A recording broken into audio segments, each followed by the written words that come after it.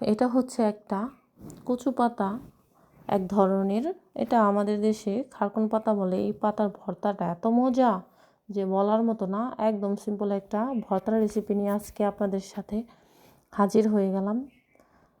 আসসালামু আলাইকুম, welcome to my channel Muskan kitchen and garden valley. তো এই ভর্তার জন্য আমাদের প্রথমেই লাগবে কাঁচামরিচ আর রসুন আর এই পাতা দেখতেই পাচ্ছেন। এটা হচ্ছে এক ধরনের কচু পাতা। আমাদের দেশে এই কচু পাতাটাকে খারকুন পাতা বলে।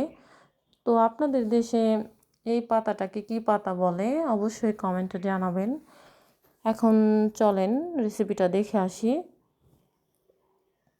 প্রথমেই একটা প্যানে রসুনগুলো দিয়ে কিছুক্ষণ ভেজে নিব। কিছুক্ষণ ভাজা হয়ে গেলে এর মধ্যে কাঁচামরিচগুলো দিয়ে দিব। কাঁচামরিচগুলো দিয়ে আবার একটু ভেজে নিব, হালকা একটু পোড়া পোড়া করে ভেজে নিব।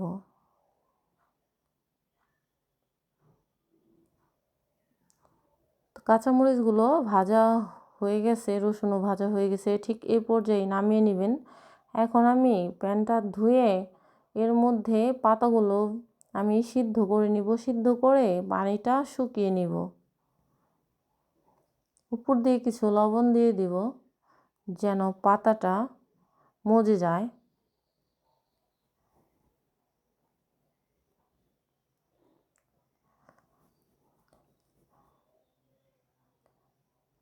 তো কে কোত্থেকে আমার ভিডিওটা দেখছেন অবশ্যই কমেন্টে জানাবেন, আর আপনাদের মতামতটাও কমেন্টে জানাবেন। আপনাদের কমেন্ট পড়তে আমার খুবই ভালো লাগে।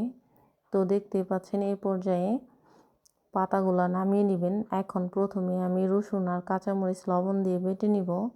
শিলপাটায় বাটা ভর্তার মজাটাই আলাদা। এটা যেন কোনো কিছুর সাথেই কম্পেয়ার করা যায় না। আর এই পাতা আমাদের শরীরের জন্য, যাদের শরীরে রক্ত শূন্যতা, তো এই রক্ত বাড়াতে যে সহায়তা করে। তো কথা বলতে বলতে আমার পাতাগুলোও বাটা হয়ে গেছে। এখন এর সাথে রসুন মরিচ বাটা আমি মিশিয়ে আবার একটু বেটে নিব। দেখতে পাচ্ছেন যে আমি কীভাবে করে নিতেছি, ঠিক এই প্রসেসে করে নেবেন। তো এখন হয়ে গেছে আমার ভর্তাটা। এখন একটা প্লেটে আমি উঠিয়ে নিব।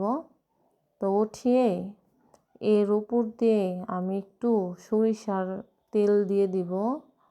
তো সরিষার তেল দিয়ে উপর দিয়ে একটা কাঁচামরিচ দিয়ে ডেকোরেশন করে নিব। বিশ্বাস করবেন না যে ভর্তাটা যে এত পরিমাণের মজা, বাসায় ট্রাই করলেই বুঝতে পারবেন। তো আজকে এই পর্যন্তই। সবাই ভালো থাকবেন, সুস্থ থাকবেন। আর আমার ভিডিওটা ভালো লাগলে একটা লাইক, কমেন্ট এবং পেজটাকে ফলো দিয়ে দিবেন। আল্লাহ হাফেজ।